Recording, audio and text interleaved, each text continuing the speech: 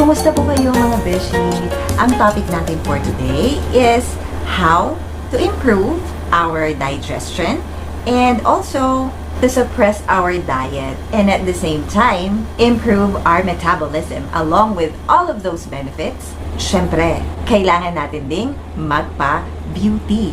Samahan nyo rin akong magpa-glow ng ating skin. Okay. If you're interested po with our topic for today, please stay tuned and see you right after the intro.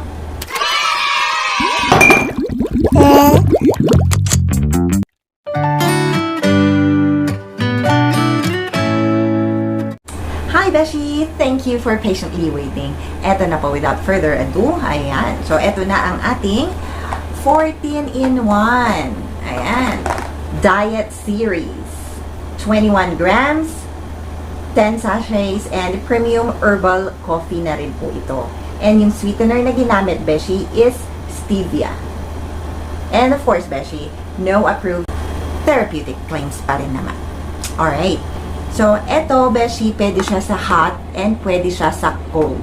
So, kung gusto mo yung mga cold coffee drinks, walang problema. Pwede ito. Kung gusto mo naman na yung regular na hot coffee, mas walang problema kasi pwede rin ito. Kasi ako, yun ang madalas kong ginagawa, yung hot coffee.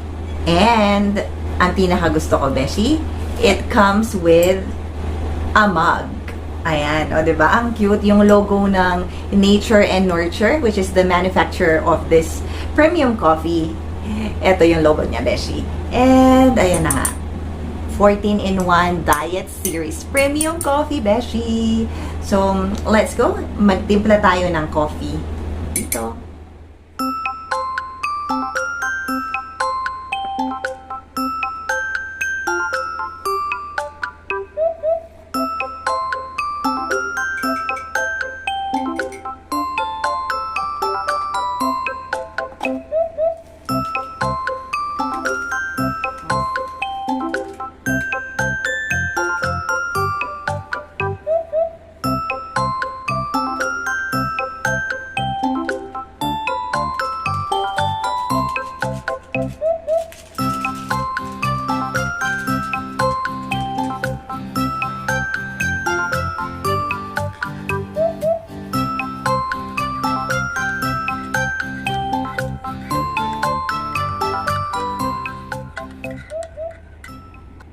Hi, Beshi! So, eto na nga yung ating tinimpla.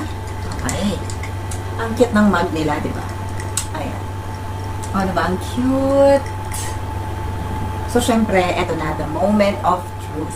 Syempre, simulan natin yan sa taste. Okay. Disclaimer lang pala, mga Beshi.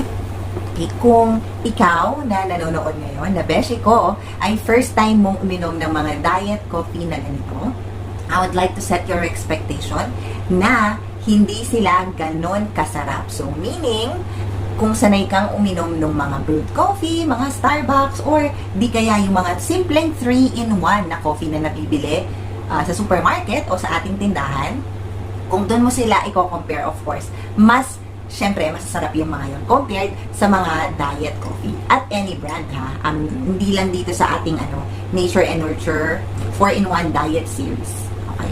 Pero, i-compare ko to sa mga ibang natikman ko na diet coffee, may ilalaban ito sa lasa, Beshi. Kasi hindi naman siya ganon kalasang gamot. Imagine mo naman, Beshi, yung 3-in-1 na binibili mo. Patalastas muna, iinom muna ako. Sarap eh.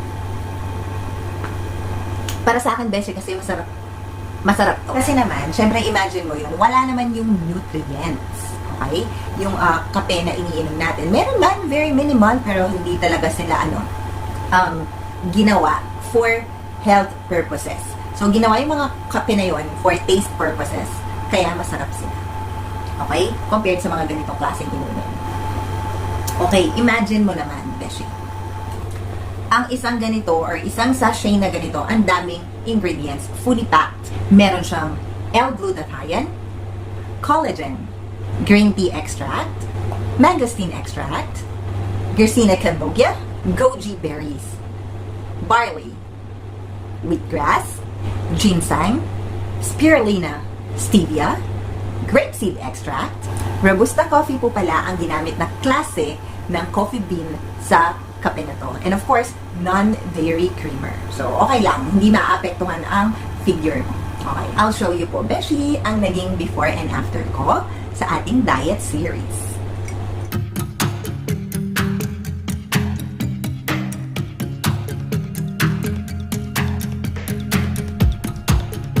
Hello guys, today we're going to try the Nature and Nurture coffee. It's a 10-in-1 coffee, so let's see. I'm going to mix it up in a cup. There's already water in there, so let's see here. So I'm going to mix it now. It's already mixing,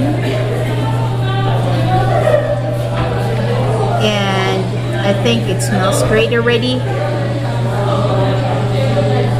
So there you go. I'm going to try this out now. See here.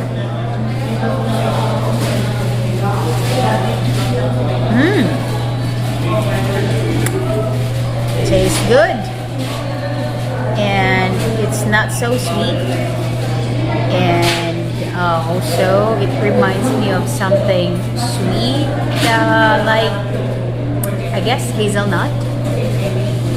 It tastes like hazelnut, a bit of hazelnut, and the aroma. It has great aroma. So when you try to smell it, it feels like you're being calm and comfy. So it's great and tastes great. So I would strongly recommend this coffee. So again guys, it's Nature and Nurture 10-in-1 coffee. Try it. Tastes good. Ayan, Beshi. Nakita mo na po ang aking before and after sa ating diet series from Nature and Nurture. Siya nga pala, Beshi, tinry ko po yan ng mga 1 month mahigit, Beshi. Okay, talagang sinubukan ko muna siya. Nakatatlong box po ako. So, ito, it has 10 sachets. Okay, and each of the sachets has 21 grams. And just to let you know, hindi siya mapait, hindi rin siya mapakla. Kung sensitive ang iyong tummy, I'll better recommend it for you to take it after mong kumain. Kasi, ang recommendation nila actually is before you intake a meal. Pero ako, hindi gano'n ang ginagawa ko. Kasi nga, medyo, ano na rin kasi ako medyo acidic din ako. Kaya, hindi ko rin bet masyado yung mga ini-intake before meal. Pero, for me, it's still effective. Kasi, parang pakiramdam ko, sobrang tagal kong magutom. In fact, na hindi ako kumakain ng rice before going sa work. Still, active pa rin ako, kahit puyat ako, and at the same time, nag-glow pa rin ang skin ko. Alright, Beshi, eto muna ang ating review para sa ating 4-in-1 diet series from Nature and Nurture. Update ka naman, Beshi, kung nasubukan mo na itong diet coffee na to. Or, if you already tried other brands of diet coffee, please share your experience and comment down below. Alright? And, kung gusto mo po, itong mga ganitong klaseng video product reviews, ganyan, i-comment mo kung ano ang gusto mong ipa-review sa susunod.